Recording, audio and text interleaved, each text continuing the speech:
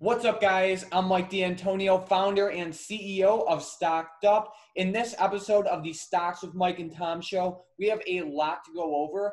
There's two specific stocks that both me and Tom are really looking at for next week that have potential to absolutely explode. We're also going to be going over a popular stock, USO. That's there's some important information that you need to know about it. We have a couple different unusual options trades. We have one option that someone dumped about $1.3 million into today, which is Friday, April 24th. And we have another trade that someone dumped $5 million into. Both of these plays expire next week. And then we're going to be doing just a, frequently asked questions at the end. And that's going to wrap it up. So to get started, Tom, if you want to talk a little bit about what's happening with USO. Yeah, right now USO has been going down very significantly, and what's ended up happening is that they're an exchange traded fund, so they are a fund that where they buy certain companies within that fund. So what happened is that USO is actually not even following oil anymore because they've been dumping a lot of companies in their fund and buying different things, and they're not even following what they're supposed to follow right now. And a lot of people are investing in the USO for the long term because they're trying to invest in oil. And the thing is that USO is not even following oil anymore. Right. So basically what happened is, like Tom said, USO is an oil fund. And what they attempt to do is they try to follow oil as best as they can. And some of their biggest holdings are in oil futures. But, with the whole oil prices going negative and oil just going crazy recently, they had to do a lot of rebalancing. So it turns out that USO is having a lot of problems just like inside their own fund right now. And basically, they're not really following oil as much as you would think. They're just, it's a whole mess right now. There's not too much public information known at the time of this recording, but just know that USO is a big mess right now, and it's not following oil like you think it would. So there's just a lot of problems inside of it. So if you do, if you want to directly trade oil, the best route to go is to trade crude oil futures. Okay. So yeah, but other than that, just keep that in mind.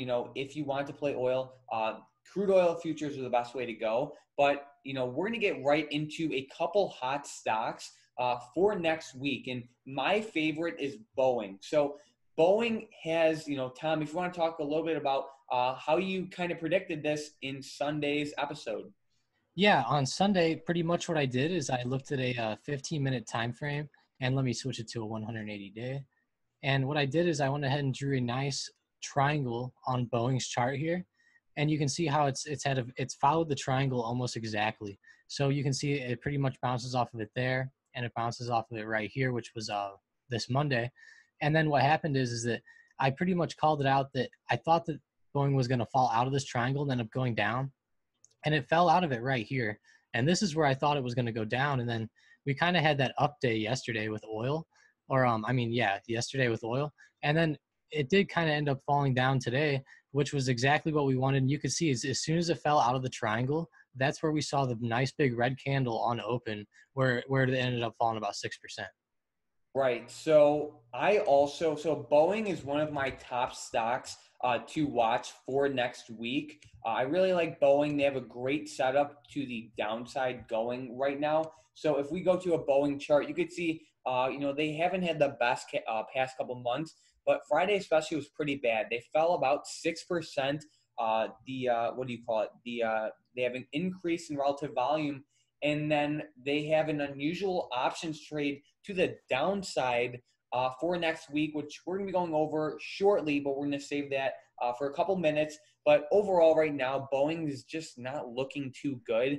And just on top of that, using common sense, if you look at a six month chart of Boeing, or even like a 3-month chart, I would say just off of eyeing it out, I mean, it looks to me that 70% or more of the candles are just red. They open and they close red. You know what I mean? So that's just something to watch out for. I personally have a pretty bearish, outlook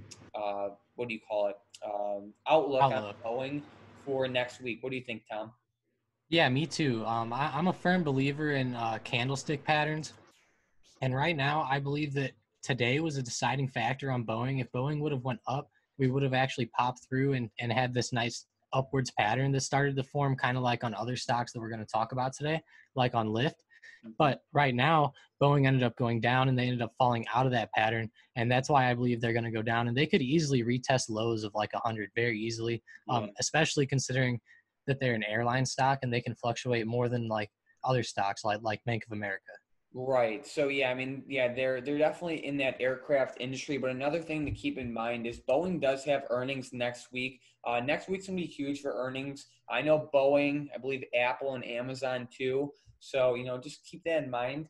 Another thing is we're gonna jump into Tilray real quick. So TLRY. I really like this to the upside. You could see when Tilray moves, it moves. Like if we look at Beyond too, just on a daily chart, you could see when it gets that upward momentum, it really moves. Like I'm looking at my chart right now. January 7th, it went from about $75 to $135 in about a week and a half. It even had a big move after this.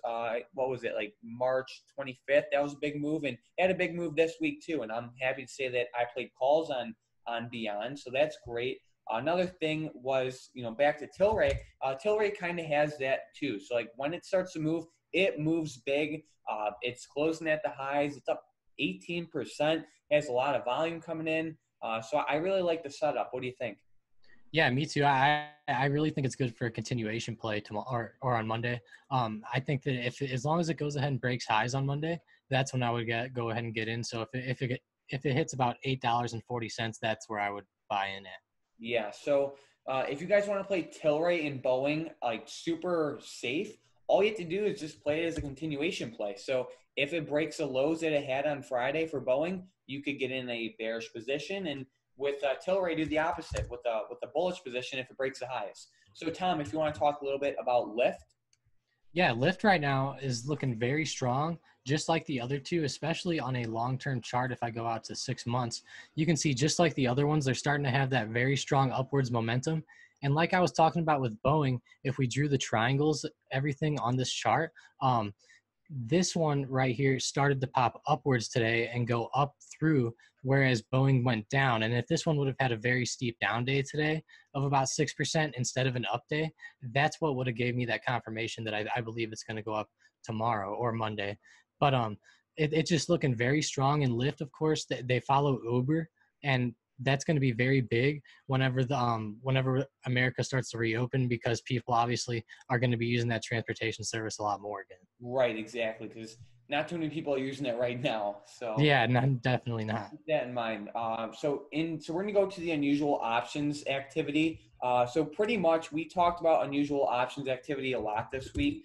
Some of the plays exploded, like that Apple play from Sunday, and a couple of the plays fell, but we called them out. So with Tesla, it was the 7:30 strike calls, right? Those expired. Those expired today, and in yesterday's video, there was an $18 million like seller on these calls, and we called it out pretty much saying, hey, they're probably short selling these, and they did. So whoever shorted these yesterday for 18 million just made $18 million in a day. Same thing with Netflix, but there are some unusual options in this episode that we think the person is buying, and the first one would be Boeing. So Boeing has for next week's chain, May 1st, the 120 strike puts have about 5 million contracts of volume, you could say, worth, and it looks pretty good. So the 120 strike puts for Boeing look pretty good. They had a lot of unusual options activity. Don't trade this; it's very risky. But if there is a Boeing is down on Monday, I'll definitely be getting into it. So keep that in mind. And then with Apple to the upside, actually, Apple, had a pretty good day today in the market, up about 3%. They do have earnings next week. With Apple, it's the 295 strike calls that expire on May 1st, and they had about $1.3 million worth of volume in that. So these are two plays, one bullish, one bearish, to watch out for next week. And with Boeing, it's already fallen pretty steep, and it's had a lot of red days in the recent in the past month, you could say. And Apple is it's doing pretty good overall. So we'll see what happens. But I do want to get into some of the questions from yesterday's podcast. So guys, if you guys have any questions on what we do, feel free to just ask it in the comments, and we will answer them. So you could see, if we go to the most recent podcast, we have Peter, awesome comment, and he says he's going to start selling premium on calls and puts now. So yeah, that's good. We had Joshua, who said, Mike, do you ever look at these large options plays and see if they are traded at the bid or ask to figure out if someone is buying or selling? And no, I don't. So I know a lot of people do, but personally, I don't see the value in that at all. And I'm going to give you an example why. So with the Tesla play yesterday, right?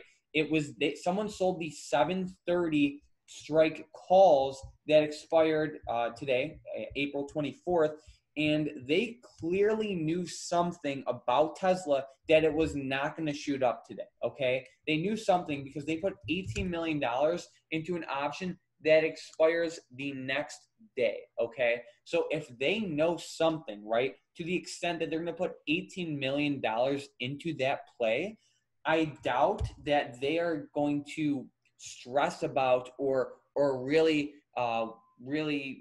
focus on getting filled at a certain bid or ask level, because like, for example, if we go to, I'm trying to explain this in a way that's simple, because analyzing volume can be very complicated, but pretty much what I'm trying to say is, look, at if someone's willing to put $18 million in a play, and let's say the Tesla 730 call right now, let's say the bid is at like 400 and the ask is at like 410, and they're trying to fill $18 million worth of it, I don't think they're going to stress about saving that extra $10 per contract. Yeah, you know what I mean? To like, when they know something to the extent that they're going to put $18 million in it. You know what I mean? So I hope you understand what I'm trying to say here. And, that's just my thought on it.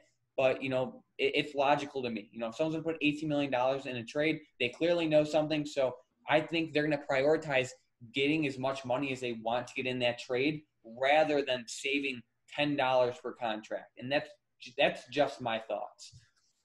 So the next comment is from Direct, and he said, so this is actually the top comment of the video too. So he said, I hit subscribe within the first minute or two of watching.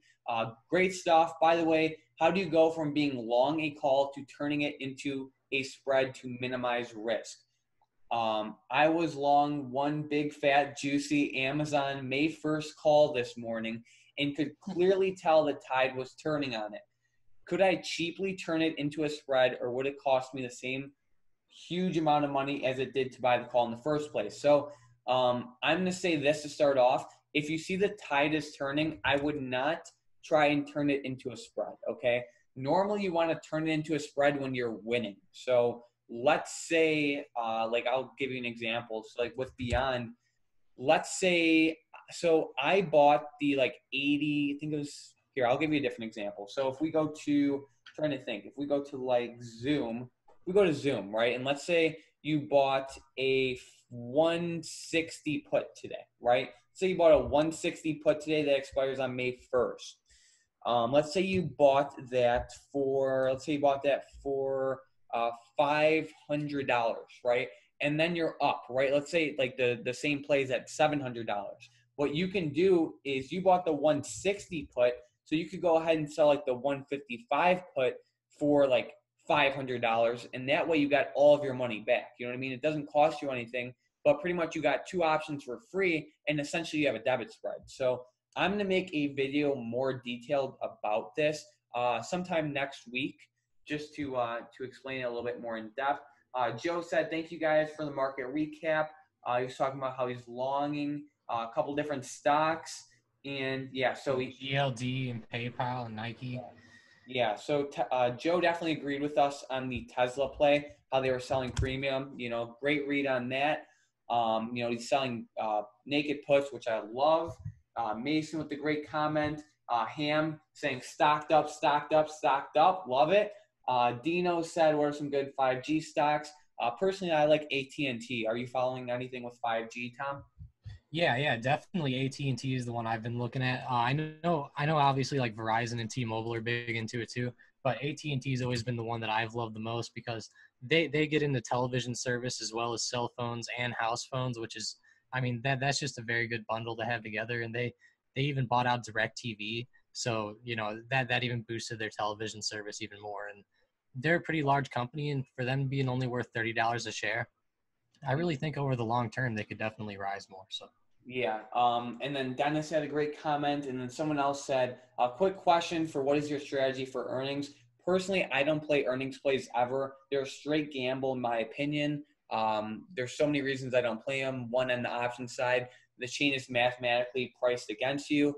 And then two, a stock report good earnings and still fall. It's not for me. I don't really know anyone who does that and makes money from that. I don't know about you, Tom. What did he ask again? He asked, "What's your strategy for earnings?" And I said, I don't really. Oh, for earnings. Yeah, for earnings, I really the biggest thing to do is I know this sounds bad, but everybody always wants to get into earnings before it happens, and obviously you're going to get the biggest win that way.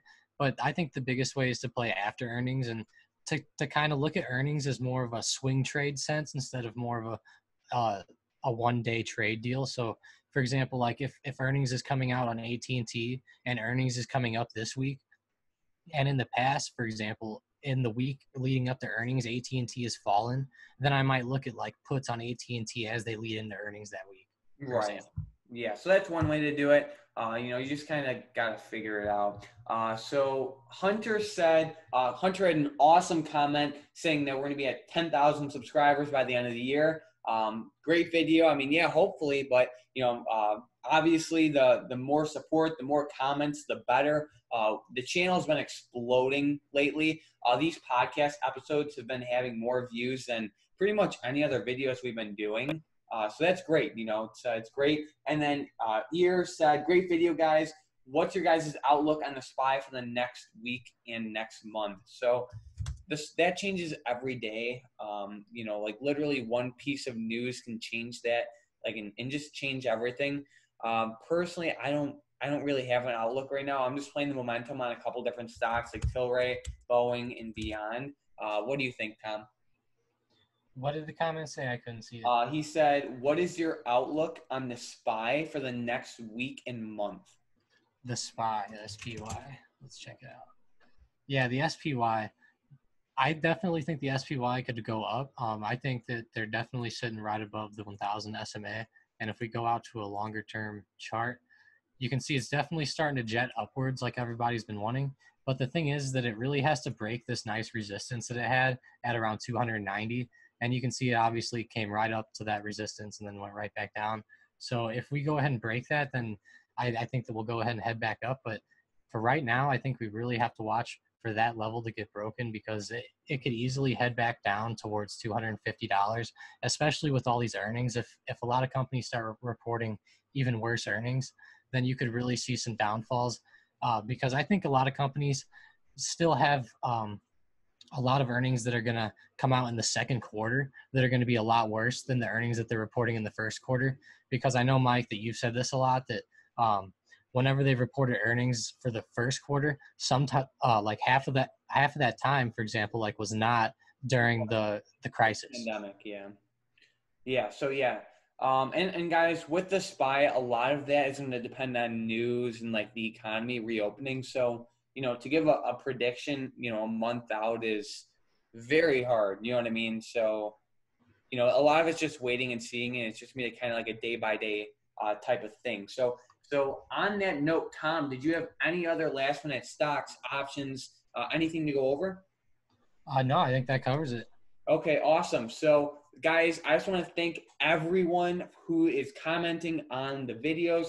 It's helping to grow the channel so much you guys don't even know. So I just want to say thank you guys so much for doing that. And don't forget to subscribe. So, pretty much if you subscribe, you'll see our videos pretty much like on your homepage and stuff. And, we're going to be going over and continue to develop this podcast. We have a lot of great things in the works.